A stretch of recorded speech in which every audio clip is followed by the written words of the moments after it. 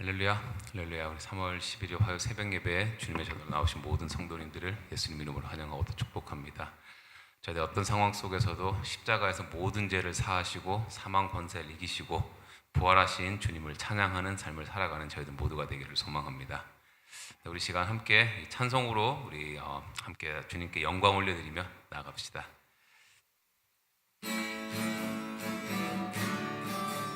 주님께 영광, 주님께 영광, 다시 사신 주, 사망 권세 모두 이기시었네. 흰 옷 입은 천사 돌을 옮겼고 누우셨던 곳은 비어 있었네. 주님께 영광, 주님께 영광, 다시 사신 주, 사망 권세 모두 이기시었네. 아멘. 부활의 주님, 부활의 주님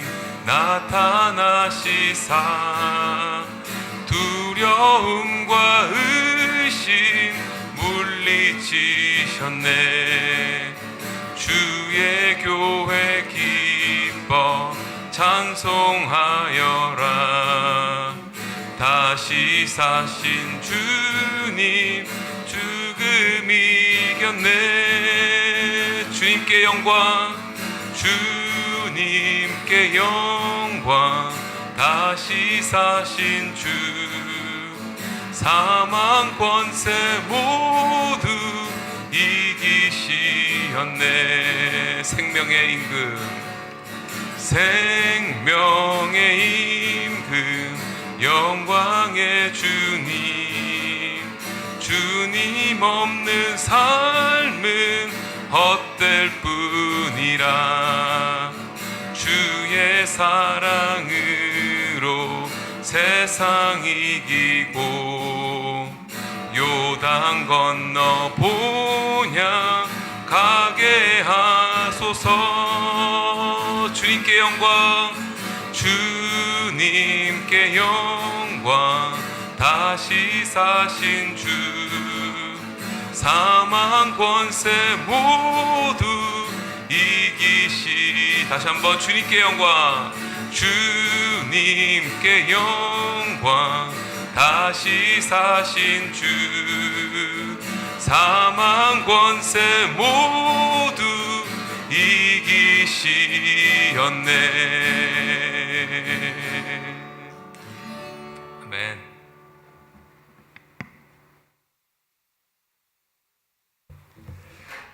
은혜가 풍성하신 하나님 아버지 감사합니다. 이 한 주간 하나님 앞에 또 기도와 찬송으로 나아가는 주의 백성들 불쌍히 여기시고 하나님의 인자와 긍휼하심으로 이 한 주간 살아가는 동안에도 우리의 삶이 단순히 살아가는 삶이 아닌 의와 거룩과 영광을 위해 살아가는 사역들이 될 수 있도록 기름 부어 주시기를 원합니다. 저들의 삶 자체가 예배이기를 원합니다. 고백이 되어지기를 원합니다. 늘 삶의 순간순간마다 하나님을 만나는 경험과 감정이 쌓여가기를 원합니다. 그리하여 하나님이 진정 나의 구원자이심을 선포하기를 원합니다. 그래서 우리의 삶을 통해 많은 사람들이 주 앞으로 돌아오는 놀라운 전도의 능력, 복음의 능력도 나타나게 하여 주옵소서. 먼저 말씀 안에 우리가 거하기를 원하옵고 기도 안에 하나님의 뜻을 구하는 저희들이 되기를 원합니다. 그것을 위해 오늘도 영상으로나마 또 대면으로 함께 예배하는 모든 자들에게 하나님의 복이 넘치게 하여 주옵소서. 하나님 아버지 간구하옵기는 한비 성도들 또 한비 장로교회를 하나님이 세우셨사오니 복음만 증거되어지기를 원합니다. 예수님만 나타나기를 원하옵고 또 우리가 계획했던 모든 사역들이 단순히 행사로 그치는 것이 아니라 하나님만 나타나며 하나님의 이름만 높여드리는 귀한 은혜가 있게 하여 주옵소서. 지금도 육신의 연약함 때문에 여러 가지 고통 가운데 있는 환우들이 있을 터인데 주께서 불쌍히 여기시고 저들이 기도할 때 예수님을 만나며 손을 얹고 안수하며 기도할 때 나음을 얻을 수 있도록 역사하여 주옵소서. 오늘도 주님의 말씀을 통하여 깨닫는 은혜가 있게 하시고 바른 교훈과 책망으로 오늘 삶도 살아갈 수 있도록 인도하옵소서. 예수님의 이름으로 기도하옵나이다. 아멘. 하나님 말씀 봅니다. 요한복음 20장 1절에서 10절입니다. 함께 교독할 때에 주의 음성을 들을 수 있기를 바랍니다. 안식 후 첫날 일찍이 아직 어두울 때에 막달라 마리아가 무덤에 와서 돌이 무덤에서 옮겨진 것을 보고 시몬 베드로와 예수께서 사랑하시던 그 다른 제자에게 달려가서 말하되 사람들이 주님을 무덤에서 가져다가 어디 두었는지 우리가 알지 못하겠다 하니 베드로와 그 다른 제자가 나가서 무덤으로 갈새 둘이 같이 다름질하더니 그 다른 제자가 베드로보다 더 빨리 달려가서 먼저 무덤에 이르러 구부려 세마포 놓인 것을 보았으나 들어가지는 아니하였더니 시몬 베드로는 따라와서 들어가 보니 세마포가 놓였고 또 머리를 쌌던 수건은 세마포와 함께 놓이지 않고 딴 곳에 쌌던 대로 놓여 있더라. 그때야 무덤에 먼저 갔던 그 다른 제자도 들어가 보고 믿더라. 그들은 성경에 그가 죽은 자 가운데서 다시 살아나야 하리라 하신 말씀을 아직 알지 못하더라. 다 같이 이에 두 제자가 자기들의 집으로 돌아가니라. 아멘. 이제 요한복음이 막바지에 들어가면서 십자가의 고난 그리고 부활로 이어지고 있습니다. 십자가 그러면 고통, 고난을 우리가 가장 많이 떠오르게 되는데요. 사실은 십자가 고통과 고난이 목적은 아닙니다. 그 목적은 부활입니다. 그래서 부활이 더 중요하지요. 그래서 십자가의 고통, 고난을 묵상할 때 거의 죽음에 관련된 것만 묵상하는 게 아니고 그 이후의 영광, 왜 십자가의 영광이라고 말하냐면 고통과 고난이 끝이 아니기 때문입니다. 그 이후에 부활이라고 하는 그것을 염두에 두고 있기 때문에 영광이라고 하는 거죠. 근데 문제는 우리가 늘 부활이라고 하는 것을 묵상을 하면서도 그냥 하나의 신념적으로 세뇌된 그런 느낌으로 부활을 우리가 묵상할 때가 너무 많죠. 부활, 예수님 부활 다 믿고 있다고는 하는데 과연 사람들이 부활을 정말 실존적으로 피부적으로 와닿을 만큼 믿고 있느냐, 아니 단순한 어떤 신념과 개념으로 믿는 거 말고 실질적인 삶의 일상 속에 부활이라고 하는 게 내 삶을 통치하고 다스리고 있느냐, 이거를 묻는 겁니다. 잘못하면 우리는 그냥 부활은 어디 갖다 놓은 계급장 하나 정도 달고 있는 거, 그래서 가끔 꺼내다 쓰는, 또 부활절 혹은 그 고난주간 사순절 이럴 때만 꺼내 쓰는 그런 어떤 액세서리 같은 그런 식의 부활을 우리가 생각을 한다면 그건 부활신앙이 아니죠. 일상 속에서 부활을 우리가 믿고 간다면 사실은 삶이 변화될 수밖에 없습니다. 이 땅의 것들을 잠시 사라지는 것들이라 영원한 것이 아니기 때문에 부활을 믿는 사람들은 절대로 보이는 어떤 가시적인 그 일시적인 것에 머물러 있질 않죠. 그래서 달게 십자가의 고난이라고 하는 인생을 살아갑니다. 그 다음에 영생을 얻은 자로서 그 영생을 누리기 위해 이 땅을 살아가고, 또 여기가 끝이 아니라 바로 저 너머에 초월에 하나님의 나라가 있다라는 것을 확실하게 믿고 가는 사람이에요. 그런 사람들은 이 사소한 것에, 어떤 인간의 이기적인 것에, 또 땅의 것들에, 세상의 떡에 목매지 않습니다. 그렇기 때문에 우리가 다시 부활을 묵상을 할 적에 과연 나는 부활을 믿고 사는 사람인가? 말로는 다 믿는다고 하는데 이 삶의 모양이나 모습을 보면은 전혀 믿는 사람과 믿지 않는 사람과 차이를 잘 못 느끼죠. 자, 그래서 오늘 그러한 관점에서 오늘 이 본문을 들여다보기를 원합니다. 우선 오늘 그 본문에 의하면 무덤이 비었습니다. 빈 무덤이죠. 이 빈 무덤을 가지고 우리는 예수님이 부활하셨다라고 하나의 증거로 증언을 하고 있죠.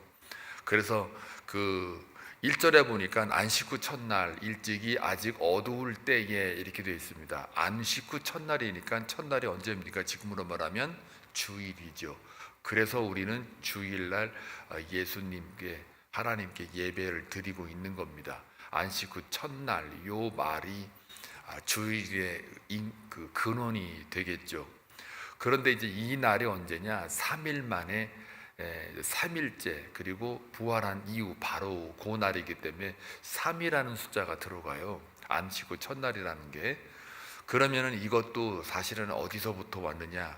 이런 경험, 이런 생각 안 해보셨어요? 하루 만에 살아나시지, 아니면 이틀 만에 살아나시지. 더 빨리 오시면 되지 않느냐? 하루 더 빨리 이왕 살아나는 거 왜 또 3일이냐?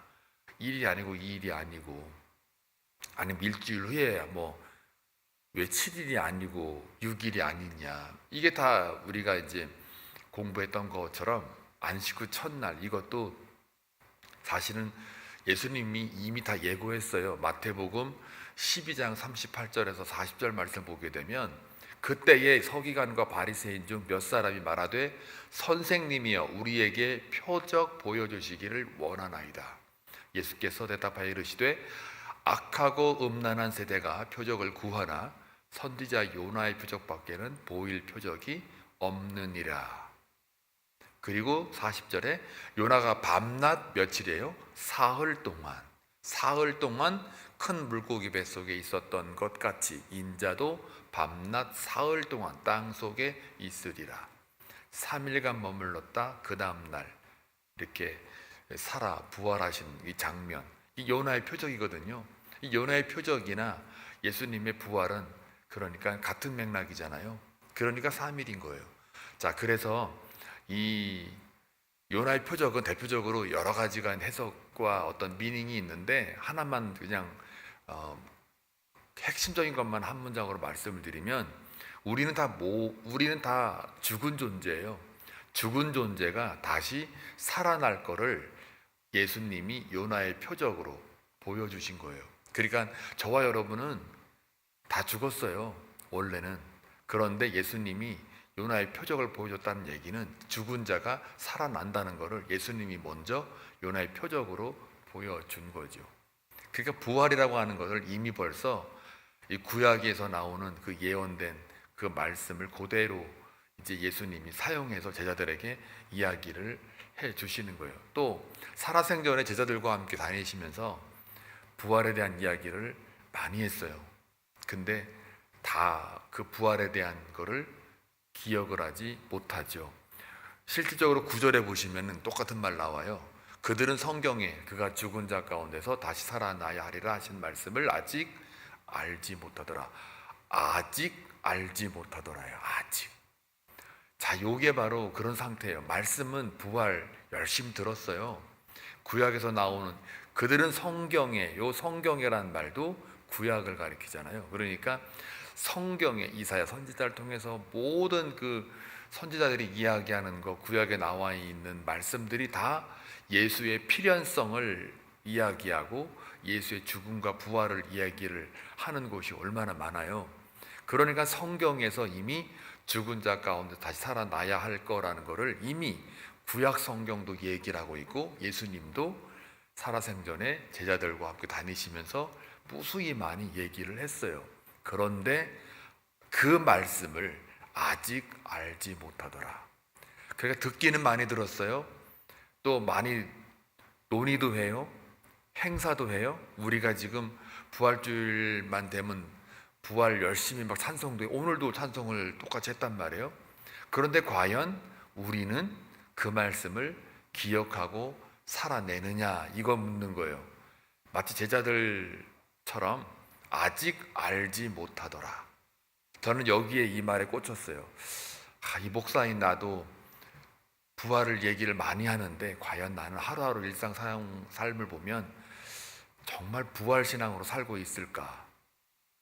교인들한테 한번 이렇게 다 물어보면은 당장 내일 죽고 그 다음 날 뭐 하늘나라 가고 싶소 그러면은 아멘은 하는데 왠지 가기 싫은 눈치들이에요 다. 뭔가가 신념이나 어떤 개념적으로는 이해를 해요. 부활을 믿어. 그런데 막상 묻고 당장 하나님 나라 가길 원하십니까? 부활로 가길 원하십니까? 그러면 선뜻 기쁘게 진짜 그걸 확신 있게 얘기 잘 못해요. 이게 우리의 연약함이에요. 그러니까 우리의 삶을 가만히 보면은 꼭 여기 성경에 기록되어져 있는 것처럼 이의 두 제자가 자기들의 집으로 돌아가니라. 이들이 어떻게 했어요? 그렇게 부활 얘기해도 또 실질적으로 성령이 오시기 전에 부활의 주님을 만났어요. 그 집에서. 도마가 그때는 없었죠. 이제 여기 다음 본문에 나오는데 없었단 말이에요. 그러면은 그래도 부활하신 예수를 만났으면은, 여기는 빈 무덤이죠. 만났으면 이제 뭔가가 주님이 맡겨준 소명자로 살아가야 되잖아요. 근데 그들은 어디 갔어요? 디베라 바닷가에 고기 잡으러 갔어요. 다시 주님 만나기 전에 일상생활로 돌아갔단 말이에요. 그게 우리예요. 그러다가 다시 주님이 오셔서 물고기 또 잡아주시고 조반 먹여주시고 그 다음에 다시 묻잖아요. 네가 나를 사랑하느냐. 이 베드로한테만 얘기했지만 사실 대표격입니다. 정말 너희들이 나를 사랑하느냐 한 번 더 확인해요. 그리고 소명을 주시죠. 그러니까 우리는 이 부활에 관련돼서 과연 정말 부활 신앙으로 우리 하루하루를 살아가고 있느냐 이거 보자는 거예요. 자, 분명히 부활은 있습니다. 여기 보니까 지금 안식 후 첫날 누가 왔어요? 막달라 마리아 왔어요.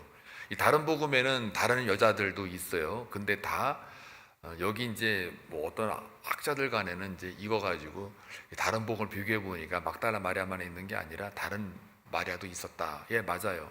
이 19장 25절에 보게 되면 그 어머니 마리아 또 그 보면은 그 25절 뒤로 잠깐 가보면은 그 어머니와 이모와 글로바의 아내 마리아, 막달라 마리아 이렇게 네 명의 마리아 이 전부 다 이름이 마리아예요. 전부 다른 마르다도 아니에요. 다 마리아예요. 이 마르다한테는 미안한데 여기 진짜 실제로 본문을 보면은 25절에 예수님의 십자가 곁에 그 어머니 마리아, 이모 마리아, 글로바의 마리아, 또 막달라 마리아 다 마리아예요. 그러니까 마리아만 있는 거죠. 그러니까 여기 이제 한 명만 이렇게 썼다고 해서 다 복음도 틀리지 않냐 그러는데 다른 복음서에서도 이 사람들이 다른 마리아가 또 나와 있어요. 그러니까 마리아예요. 근데 이 마리아의 뜻이 뭔지는 아세요? 이 마리아가 이게 고난이라는 뜻이에요. 고통 뜻이에요. 그러니까 이 예수님의 그 아픔 또 아니면은 그 십자가의 고난을 보고서 그 아파하는 그 모습 이게 이제 하나의 상징적으로 마리아. 그리고 또 반란이란 말, 다시 일어나는 것, 저항하는 것, 다시 이렇게 세워지는 이 두 가지가 다 있어요. 그러니까 죽음에서 영광으로 부활로 이어지는 죽음으로부터의 올라오는 그런 뜻도 있고 또 하나는 그 죽음을 강조했을 때 고통, 고난을 강조할 때는 또 마리아, 고난, 고통이 또 이어지기도 하고 이 두 개가 다 있어요. 십자가 그럼 그 안에 뭐가 다 있냐면 고난이 있고 영광 이 두 개가 다 있는 거예요. 그러니까 눈으로 볼 때는 고난이지만 죽음이지만 그러나 그것이 나중에는 영광으로 이어지고 부활로 이어지기 때문에 이 두 개가 십자가의 의미가 다 있는 것처럼 마리아라는 뜻도 이 그 고통과 반란, 일어나는 것, 다시 세워지는 것 그런 의미가 두 개가 다 있어요. 이게 참 희한해요. 이게 어원론적으로 이 십자가를 묵상하다 보면 이 마리아 이름 하나 갖고도 이게 어떻게 희한하게 다 이 의미가 이중적으로 다 같이 이 속해 있는 거 보면은 너무너무 신기할 때가 많아요. 구약에 있는 걸 가져와서 신약으로 옮겨놔도 똑같고요. 신약에 있는 거 다시 구약으로 추적해 가도 똑같고, 이게 뭐 한두 개가 아니에요. 그냥 희한하게도 그 하나님의 말씀이 너무너무 완벽하다는 걸 알아요. 그리고 또 저자가 또 다르잖아요. 저자가 다 달라요. 그리고 또 이 성경이 쓰여질 때에 이 사본들이 있잖아요. 이 사본이 다르다는 얘기는 쓴 사람들이 다 달라요. 근데 그 사본이 뭐 100개, 200개, 1000개 이 정도가 아니에요. 수만 개가 넘어요.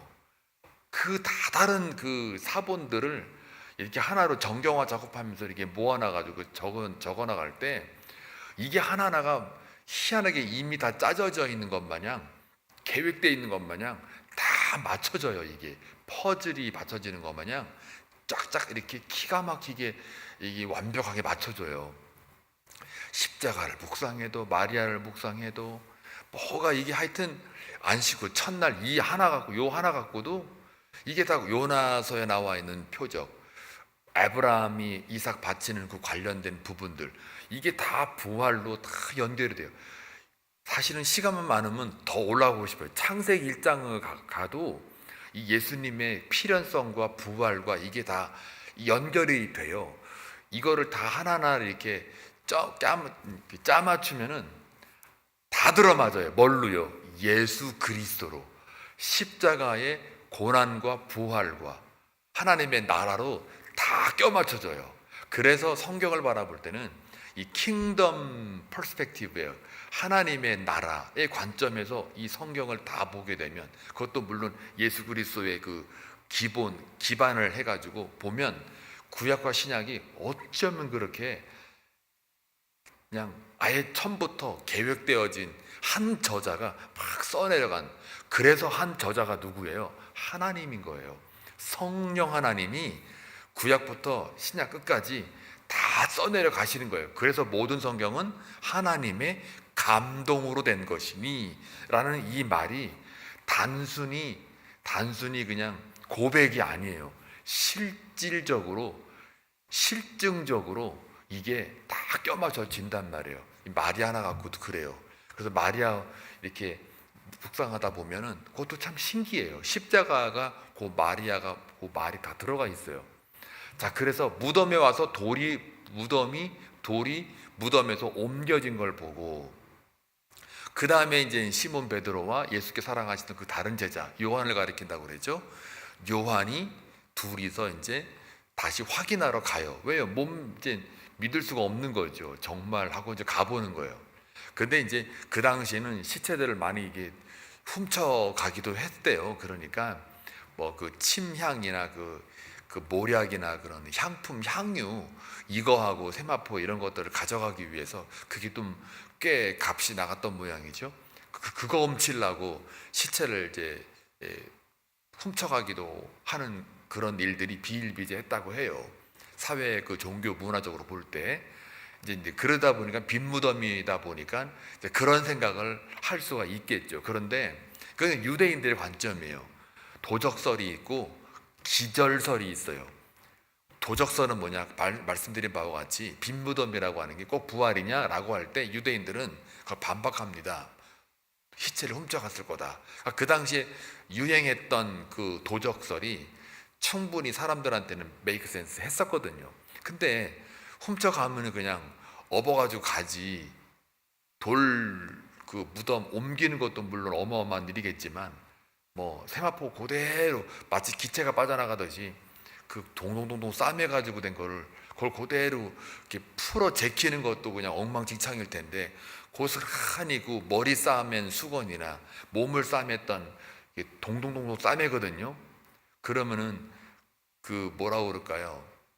다 발라놓은 것들을 싸맸기 때문에 이렇게 풀어 제킨다고 해도 엉클어져 있을 건데 그것이 그대로 있어요. 마치 그 존 스토트 목사님 그 신학자가 얘기하는 것처럼 누에고치 같이 누에처럼 이게 또 빠져나가는, 그대로 껍데기만 살짝 남는, 기체 빠져나가듯이 그것만 그대로 있는, 그럴 수가 없거든요.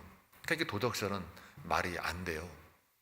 그리고 기절설, 뭐 죽은 게 아니라 잠시 기절했는데 사람들이 죽은 것처럼 해가지고 그냥 돌도 싸매가지고 거기다가 놨다 이렇게 하는데요. 요 본문 바로 전에 뭐가 나오냐면은 19장 34절에 보니까 32절을 보면 33절 보니까 예수께 이르러서는 이미 죽은 것을 보고 다리를 꺾지 아니했대요. 보통 이제 시체가 죽었는 사람이 죽었나 안 죽었나를 확인하기 위해서 로마 그 사형법에 의하면 다리를 꺾어버려요. 근데 꺾지 않았대요. 군인들이 멍청해서 그걸 몰라봤을까요? 그렇지 않죠. 그 다음에 또 하나 꺾지 않았어요. 그런데 그중 한 군인이 창으로 옆구리를 찌르니 곧 피와 물이 나오더라. 사람이 죽으면 피와 물이 같이 나오잖아요. 그러니까 이렇게 그걸 보고서 35절 이를 본 자가 증언하였다. 그 증언이 참이라. 이렇게 말씀을 합니다. 그러니까 꺾진 않았는데 창으로 옆구리를 찌르니 곧 피와 물이 나왔어요. 한번 여러분이 한번 찔려 보시죠.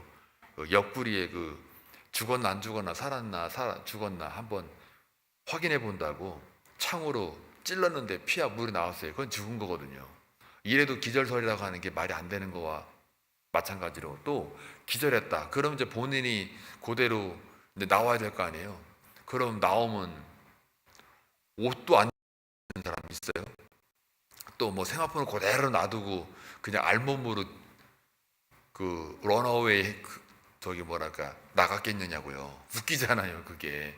그러니까 그 당시 도적설이니 뭐 기절설이니 이런 것들을 얘기를 하는데 오히려 예수님이 부활했다라는 증인들은 많아도 안 죽었다, 아니 뭐 살아나지 않았다, 그거는 더 없어요. 그러니까 검증의 숫자로만 봐도 차라리 살아났다라는 증인들과 그다음에 증언들이 더 많아요.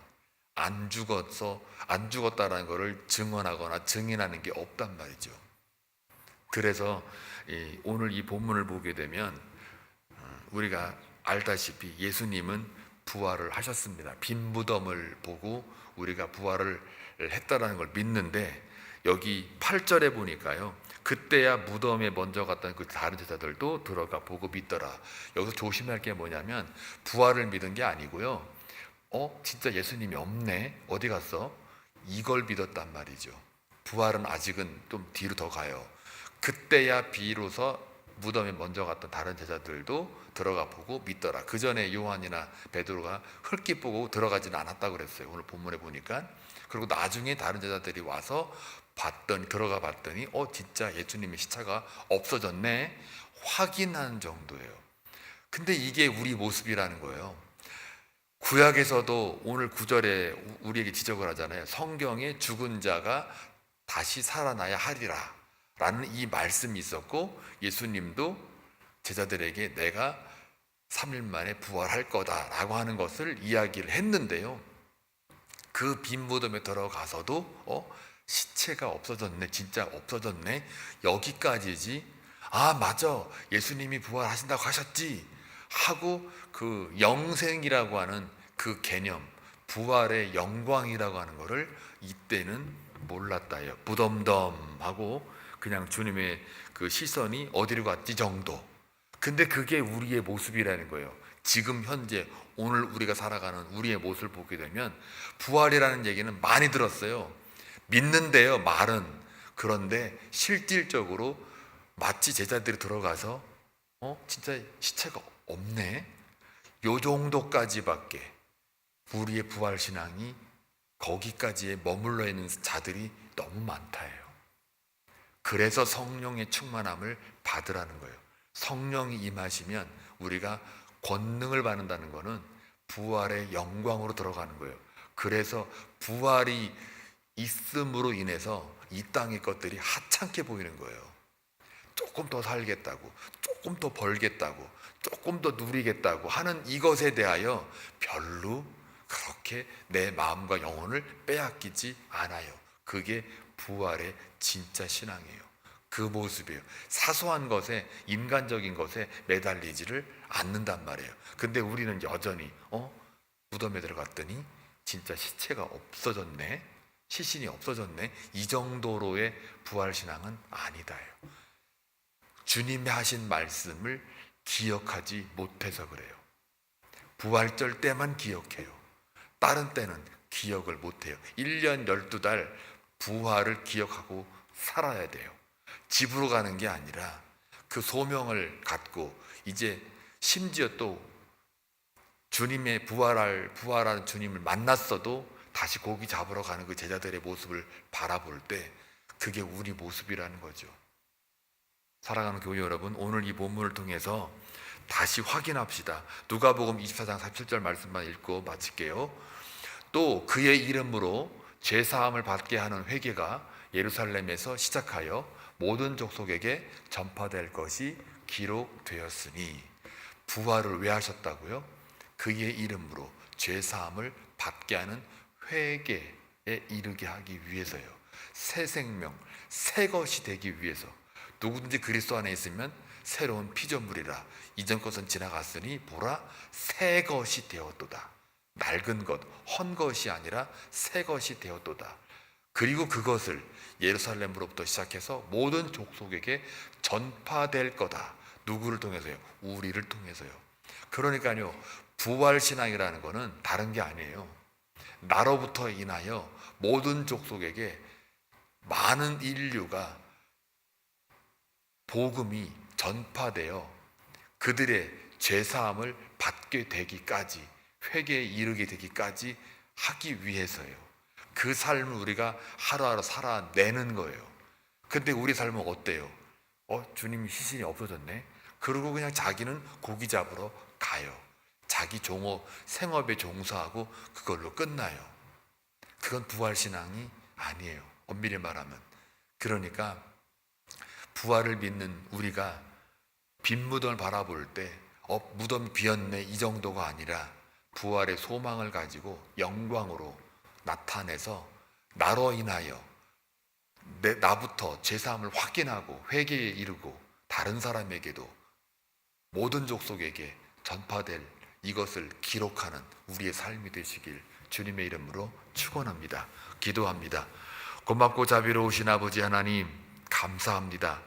빈 무덤을 통해서 그냥 시신이 없어졌네라고 끝나는 것이 아니라 진정 그 빈 무덤을 통해 우리가 다시 한번 부활의 영광을 확신하고 우리의 삶 자체가 부활을 증거하는, 다른 사람들에게 죄사함을 선포하는 그러한 복음에 합당한 삶이 될 수 있도록 기름 부어주시기를 원합니다.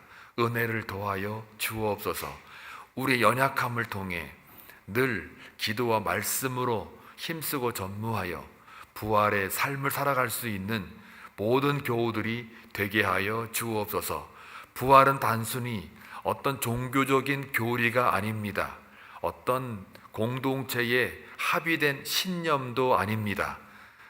하나님, 그 부활은 실존이며 실제이며 우리 삶의 생명입니다. 다시 한번 부활의 의미를, 가치를 확인하여 오늘 하루 살아가는 동안에도 부활신앙으로 살아가는 모든 교우들이 다 되게 하여 주옵소서. 늘 주님의 말씀, 내가 다시 살아나리라 라고 하는 그 주님의 말씀이 우리의 일상생활 속에 기억되게 하여 주옵소서. 말씀이 생각나게 하옵소서. 그리하여 부활로 인하여 우리의 삶을 더욱더 하나님 보시기에 심히 보기 좋은 삶으로 오늘도 살아내는 모든 교우들이 되게 하옵소서. 예수님의 이름으로 기도하옵나이다. 아멘.